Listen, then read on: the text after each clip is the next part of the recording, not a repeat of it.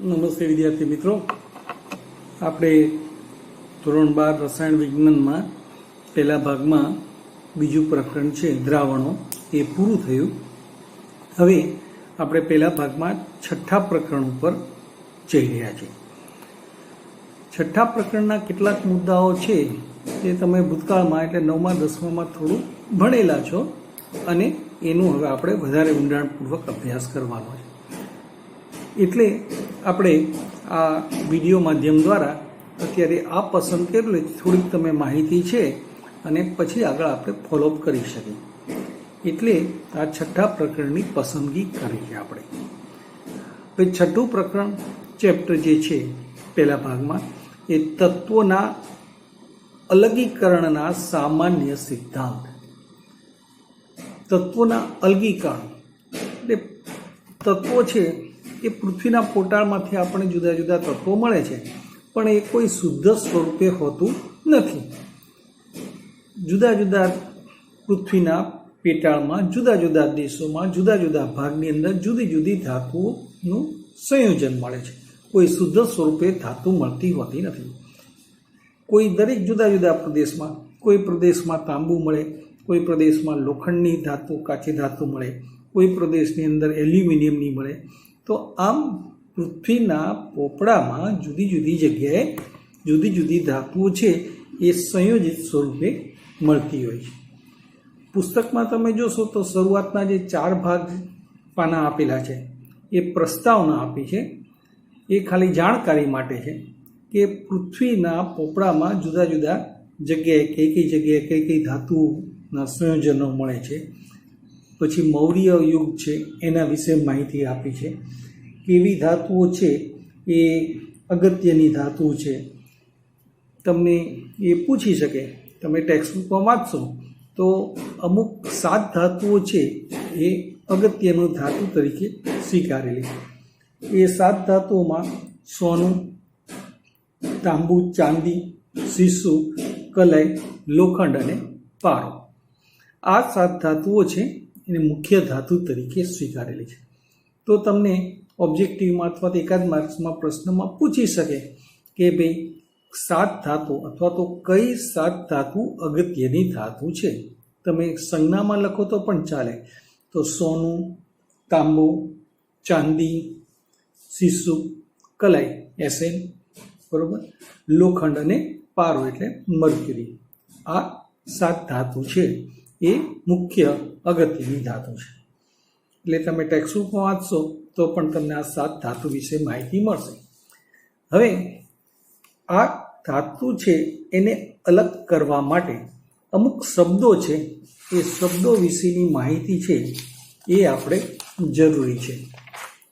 તમે જો હું કહું તો અમુક શબ્દ સમજવા જરૂરી છે. એક છે ખનિજ, બીજો છે અયસ્ક અથવા કાચી ધાતુ, ધાતુ કર્મ વિધિ અને ગેંગ. આ 4 શબ્દ વિશે પહેલાં આપણે કોન્સેપ્ટ ક્લિયર હોવો જોઈએ. ખનિજ તો પૃથ્વીના પોપડામાં જે વિસ્તારમાં જે ધાતુ મળી આવવાની સંભાવના હોય, અલબત્ત એ ધાતુ છે એ સંયોજિત સ્વરૂપે હોય, તે મળી આવવાની સંભાવના હોય અને એનું ખનન ખોદકામ કરવામાં આવે એને ખનિજ કહેવાય. ફરીથી ખનિજ શબ્દ વિશે, ખનિજ કોને કહેવાય? તો પૃથ્વીના પોપડામાં જુદા જુદા વિસ્તારમાં જુદા જુદા તત્વો છે સંયોજિત સ્વરૂપે હોય છે. તો જે તત્વ જે વિસ્તારમાં સંયોજિત સ્વરૂપે હોય તે સંયોજનનું ખોદકામ કરીને ખનન કરીને જે રો મટીરિયલ મેળવવામાં આવે એને ખનિજ કહેવામાં આવે છે. એટલે પૃથ્વીના પોપડામાં ખોદકામ કરો, ખાણમાંથી ખોદકામ કરતા જે મળે એને ખનિજ કહેવાય. હવે બીજો શબ્દ છે અયસ્ક અથવા કાચી ધાતુ. અયસ્ક અથવા તો કાચી ધાતુ છે એ માટેનું રો મટીરિયલ છે ખનિજ છે.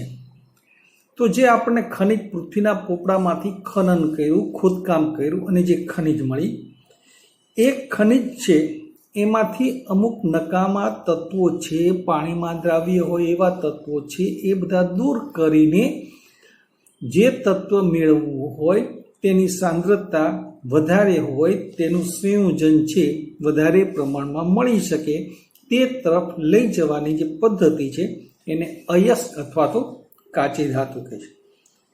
એટલે એમાંથી નકામા પદાર્થો થોડાક દૂર કરી નાખો, રેતી માટી છે કણો દૂર કરી નાખો અને જે મળે એ તે ધાતુની અયસ્ક અથવા તો કાચી ધાતુ. ત્રીજો શબ્દ છે, પહેલા જો ખનિજ એટલે ખનન કર્યું, રો મટીરિયલ મેળવ્યું, તેમાં પૃથ્વીમાંથી કાઢ્યું એટલે માટી, ભેજ, અન્ય કોઈ પદાર્થ પણ હશે એ ખનિજ. ખનિજ છે એમાંથી માટી દૂર કરી, અન્ય કોઈ પદાર્થો દૂર કરી અને જે તત્વ છે એ સંયોજિત સ્વરૂપે હોય એને આપણે વધારે ને વધારે સાંદ્રતા તરફ લઈ નકામા પદાર્થો દૂર કરીએ તો જે મળે એને આપણે અયસ્ક અથવા તો કાચી ધાતુ. એના પછીનો તબક્કો છે ધાતુ કર્મવિધિ. તો અયસ્ક એટલે કાચી ધાતુ. કાચી ધાતુમાંથી શુદ્ધ સ્વરૂપે ધાતુ મેળવવા માટે જે કોઈ તબક્કાવાર પદ્ધતિ કરવામાં આવે તેને ધાતુ કર્મવિધિ કહે છે. આપણને કાચી ધાતુ મળી, એ કાચી ધાતુમાંથી બિનજરૂરી પદાર્થો દૂર કરીને શુદ્ધ સ્વરૂપે ધાતુ મેળવવી છે. તો આ રીતે ધાતુ મેળવવા માટે જે કોઈ આપણે પદ્ધતિ વાપરીએ, જે કોઈ સ્ટેપ લઈએ, એ આખી જે વિધિ છે એને ધાતુ કર્મવિધિ અથવા તો ઇંગ્લિશમાં એને મેટરલોજી કહે છે. આખો એન્જિનિયરિંગમાં એક કોર્સ જ છે બી મેટરલોજી, બીટેક મેટરલોજી. એ સારો કોર્સ છે, અમુક લિમિટેડ સીટો છે. તો એ પણ ભવિષ્યમાં તમારે 12 સાયન્સ કર્યા પછી એક કોર્સ કરવા જેવો છે. અલબત્ત લિમિટેડ સીટો છે, અમુક પર્સન્ટેજ હોય, પણ એ વિદ્યાર્થીઓ આ વાતમાંથી વાત નીકળી તો એ આપણે લક્ષમાં રાખવા જેવી છે. તો આપણે વાત કરી ખનિજ, બીજું અયસ્ક એટલે બીજું નામ કાચી ધાતુ, ત્રીજું ધાતુ કર્મવિધિ એટલે મેટરલોજી. હવે આ ધાતુ કર્મવિધિ છે એ આપણે કરી એ દરમિયાન આપણને અમુક બિનજરૂરી જે તત્વો મળે કે જે આપણે ઉપયોગી છે પણ બહુ અલ્પ પ્રમાણમાં છે, મુખ્ય ધાતુ આપણે મેળવી છે, તો અલ્પ પ્રમાણમાં જે બાકીના જે તત્વો છે એને ગેંગ કહે છે. તો આપણે ધાતુ કર્મવિધિ કરી એ દરમિયાન બીજા આપણને બાય પ્રોડક્ટ તરીકે જે કોઈ તત્વ કે સંયોજન મળે એને ગેંગ કહેવાય. તો અહીંયા મિત્રો પહેલાં તો આ 4 પર્યાય કે શબ્દ સમજવા જરૂર છે. એક તો ખનિજ, બીજું અયસ્ક અથવા કાચી ધાતુ, ત્રીજું ધાતુ કર્મવિધિ અને ચોથું ગેંગ. ખનન કરો પૃથ્વીમાંથી એ ખનિજ, ખનિજમાંથી પાણીમાંથી ધોઈને માટીને બધું દૂર કરતા જે કોઈ સંયોજન અથવા તો ધાતુનો એક ક્ષાર મળે કે પોપડો જે મળે, નકામો પદાર્થ દૂર કરતા એને આપણે કાચી ધાતુ તો અયસ્ક કહે. એ કાચી ધાતુમાંથી શુદ્ધ સ્વરૂપે ધાતુ મેળવવાની જે આખી પ્રોસેસ છે એ પ્રોસેસને આપણે ધાતુ કર્મવિધિ મેટરલોજી કહીશું. એ દરમિયાન બાય પ્રોડક્ટ તરીકે, ઉપપેદાશ તરીકે અન્ય કોઈ તત્વ કે ધાતુ કે અન્ય કોઈ સંયોજન મળે એને આપણે ગેંગ કહીશું. તો અહીંયા પેલા 4 શબ્દો ખનિજ, બીજું અયસ્ક અથવા કાચી ધાતુ, ત્રીજું ધાતુ કર્મવિધિ અને ચોથું ગેંગ. આ 4 શબ્દોનો આપણે ઉલ્લેખ કર્યો. પેલા એક કોન્સેપ્ટ હતી. હવે દરેક કાચી ધાતુ છે એનું નામ હોય છે. એટલે પૃથ્વીના પોપડામાં લોખંડની કાચી ધાતુ હોય, ઝીંકની કાચી ધાતુ હોય, કોપરની કાચી ધાતુ હોય, એ બધાને નામ આપવામાં આવે છે અને એને ખનિજ કહેવામાં આવે. તમે ટેક્સ્ટબુકમાં જોશો તો ટેક્સ્ટબુકમાં આખી તમે પાના નંબર 152 ઉપર જોશો તે કાચી ધાતુના નામ અને સૂત્ર. એ પરીક્ષામાં તમને પૂછે છે કે એમ પૂછી શકે કે એલ્યુમિનિયમની કાચી ધાતુ અથવા તો એલ્યુમિનિયમની અયસ્ક શું છે તો બોક્સાઇટ, તો Al2O3 ઇન્ટુ XH2. તો બોક્સાઇટ એટલે એલ્યુમિનિયમ ઓક્સાઇડ કહેવાય પણ એને બોક્સાઇટ તરીકે કહે. એવી જ રીતે આયનની કાચી ધાતુ હિમેટાઇટ, મેગ્નેટાઇટ, સિડેરાઇટ પણ છે. કોપરની કાચી ધાતુ કોપર આયન પાયરાઇટ્સ, ઝીંકની કાચી ધાતુ, લેડની કાચી ધાતુ ગેલિના એટલે કે PbS. આમ દરેક ધાતુની જે સંયોજન છે એના કંઈ નામ જ હોય છે. એ નામ પ્રમાણે પરીક્ષામાં પૂછે તો કે લોખંડની કાચી ધાતુના નામ ને સૂત્ર આપો, અથવા તો ઊંધું પૂછે કોપર આયન પાયરાઇટ્સનું સૂત્ર, બીજું સિડેરાઇટ છે એનું સૂત્ર આપો અને સિડેરાઇટ કઈ ધાતુ છે, ખનિજ ધાતુ કોની છે.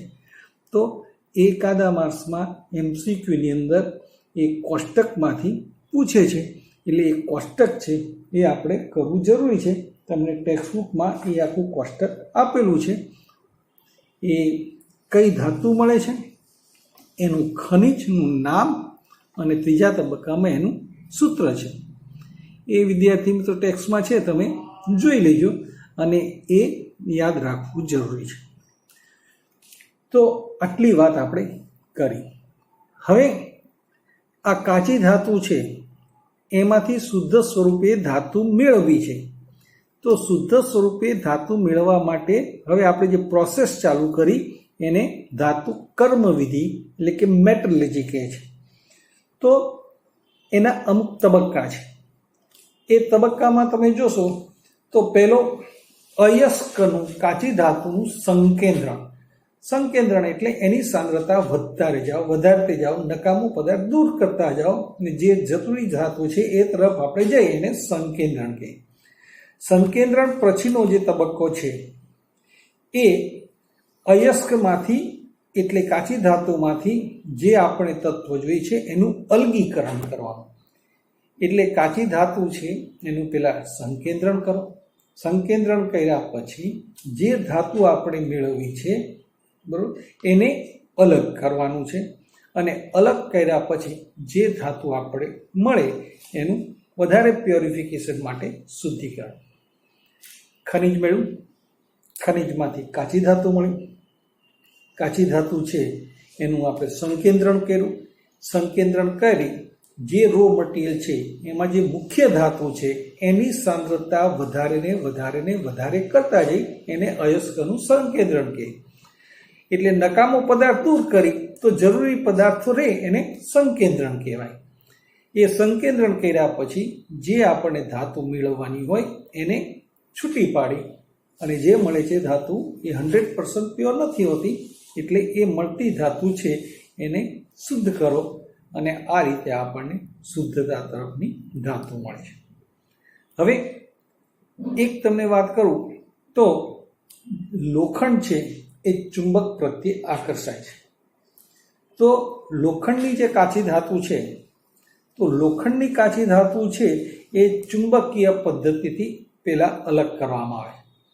એટલે જે કાચી ધાતુ હોય એને પહેલાં શું કરવાની, દળીને ભૂકો કરી નાખી બરાબર. પાણીમાં જો દ્રાવ્ય અશુદ્ધિ હોય તો એ દ્રાવ્ય અશુદ્ધિ છે પાણીમાં દૂર કરી નાખી અને પછી જે ધાતુ છે એને સૂકવી દે અને પછી જે આ તમે ટોપિક છે એ 9મા 10મામાં ભણી ગયા છો, શુદ્ધિકરણો, ચુંબકીય રીતે શુદ્ધિકરણ. એટલે આમાં બહુ વિશેષ આપણે ચર્ચા નહીં કરી, પણ બે બેલ્ટ હોય એમાં એક ઉપર મેગ્નેટવાળો હોય અને એક પૈડું છે, એક રિંગ છે એ લોખંડની હોય, બીજી છે મેગ્નેટ, અને એની ઉપર પટ્ટા છે.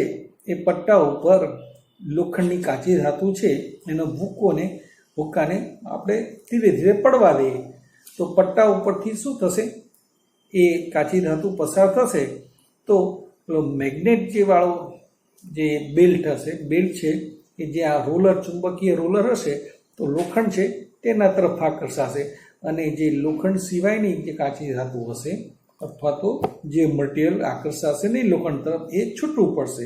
તો આ રીતે લોખંડ છે એને ચુંબકીય પદ્ધતિથી અલગીકરણ કરી શકાય. હવે ચુંબકીય પદ્ધતિથી અલગીકરણ એ કોને માટે એ યાદ રાખજો, લોખંડ અથવા જે કોઈ કાચી ધાતુ અથવા તત્વ ચુંબક પ્રત્યે આકર્ષાતું હોય તો જ એ ચુંબકીય પદ્ધતિ કરવાની, નહીંતર એ અનનેસેસરી છે, એ કરવાની જરૂર નથી. એના પછીની જે પદ્ધતિ છે એને ફીણ ઉત્પ્લવન પદ્ધતિ કહે છે. તો તમને પરીક્ષામાં 2 માર્કનું એક પૂછી શકે, ચુંબકીય પદ્ધતિ સમજાવો. તો કોને માટે? લોખંડ અથવા તો ચુંબક પ્રત્યે આકર્ષાય તેને માટે 2 ચુંબકીય પટ્ટીવાળીની આકૃતિ છે એ દોરીને વર્ણન કરો, સફિશિયન્ટ છે. બરાબર. પછી ફીણ ઉત્પ્લવન પદ્ધતિ, આ પણ પરીક્ષામાં 3 માર્ક્સની પૂછે. આકૃતિ દોરી કે ફીણ ઉત્પ્લવન પદ્ધતિ સમજાવો.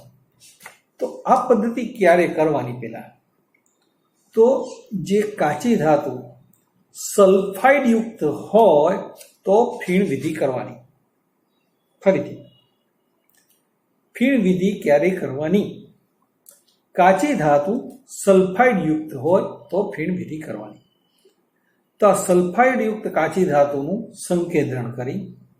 સંકેન્દ્રણ કર્યા પછી એને દળીને બારીક ભૂકો કરી, એ ભૂકો કર્યા પછી એક મોટા પાત્રમાં એ ભૂકાને ભરી એમાં થોડું પાણી, પછી ખનિજ તેલ, પામ ઓઇલ, તૈલી પદાર્થ, પછી ક્રેસોલ કે એનિલિન જેવા પદાર્થો નાખી અને ઊંચા દબાણે હવા આપણે ફૂંકી અને પ્રોપેલર નીચે જે હોય એનેથી આપણે વલોવી, અથવા તો વલોવણી જેવું કે મોટા પાત્રથી આમાં વલોવામાં આવે.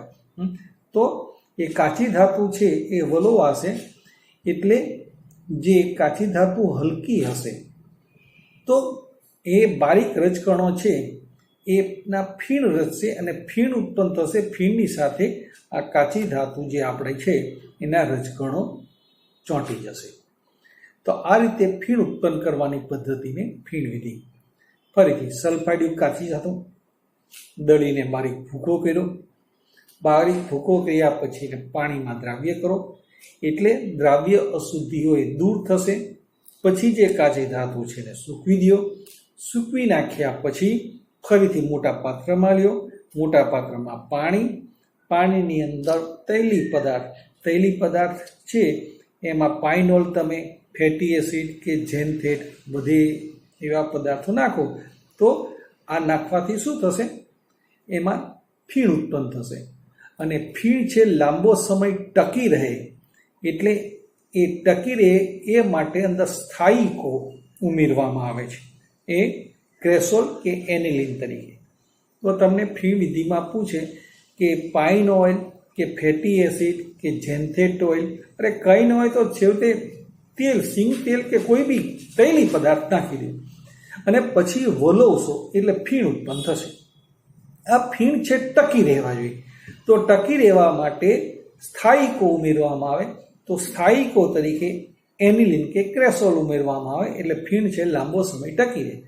તો જે બારીક ભૂકો જે છે કાચી ધાતુનો, એ કાચી ધાતુનો બારીક ભૂકો છે એ ફીણ સાથે ઉપર આવી જાય અને નીચેના ભાગમાં ભારે પદાર્થ છે નીચે રહે.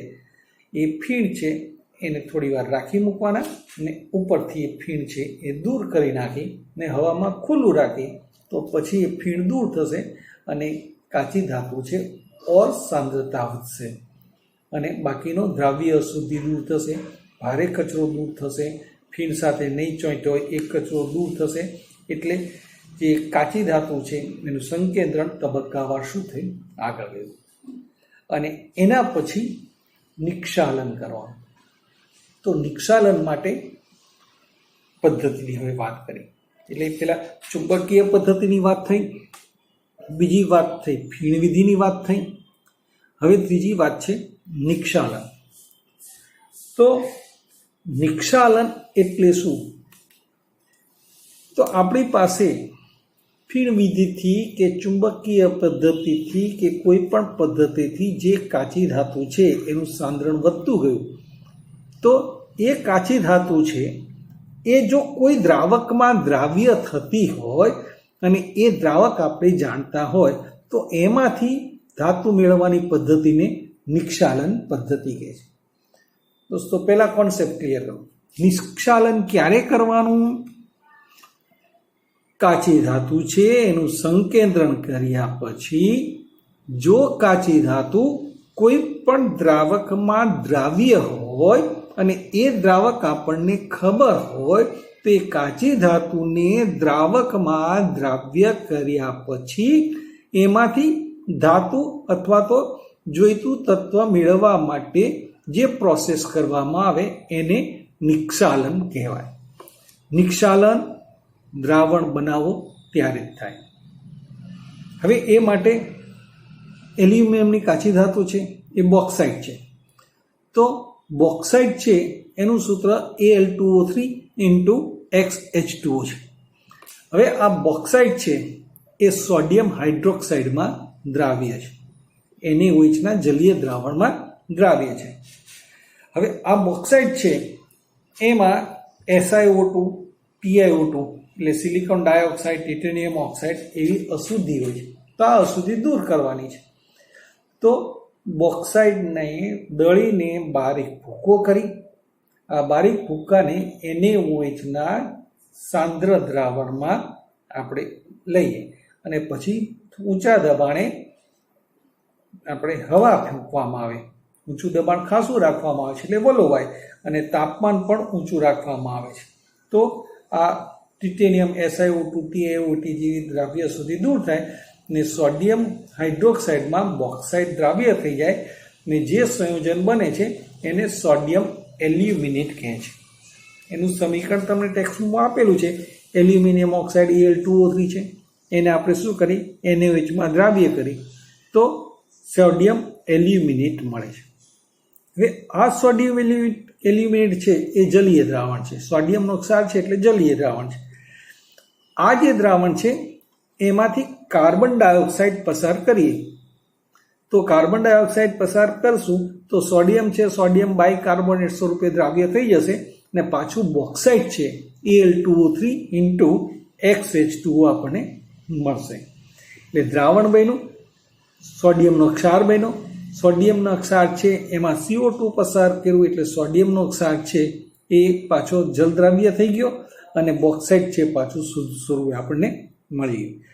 આ જે બોક્સાઇટ છે એને બહુ ઊંચા તાપમાને ગરમ કરો એટલે પાછો પાણીનું અણુ છે એ દૂર થઈ જાય અને પછી એનું વિદ્યુત વિભાજન કરી તો આપણને એલ્યુમિનિયમ પ્રાપ્ત થશે. તો આ રીતે જે આ પદ્ધતિ છે એને નિક્ષાલન કહે છે. સોના અને ચાંદીની જે ધાતુ છે એ પણ નિક્ષાલનથી મેળવવામાં આવે છે. સોનું ને ચાંદી છે એ પોટેશિયમ સાયનાઇડ અથવા તો સોડિયમ સાયનાઇડના જલીય દ્રાવણ સાથે પ્રક્રિયા કરીને મેળવી શકાય છે. એની પણ બાબત તમને આપી છે, બરાબર. સમીકરણો પણ આપ્યા છે. તો આજે આપણે આટલું રાખી. પહેલાં તો ખનિજ ધાતુ, અયસ્ક કાચી ધાતુ, ધાતુ કર્મવિધિ, ગેઇન આ શબ્દો, પછી કાચી ધાતુના નામ અને સૂત્રો, પછી કાચી ધાતુ મેળવવા માટેની પદ્ધતિ, ચુંબકીય ગુણવાળી પદ્ધતિ લીધી, ફીણ ઉત્પન્ન લીધી અને નિક્ષાલનની પદ્ધતિ. આટલી આપણે વાત કરી. તો આ બાબત છે એ તમે ટેક્સ્ટબુકમાં પણ અભ્યાસ કરજો અને આના પ્રશ્નો છે એ હું તમને આપીશ, એ તમે લખતા રહેજો. છતાં કંઈ મુશ્કેલી હોય તો પૂછતા રહેજો. પછી આપણે આગળના તબક્કામાં જશું.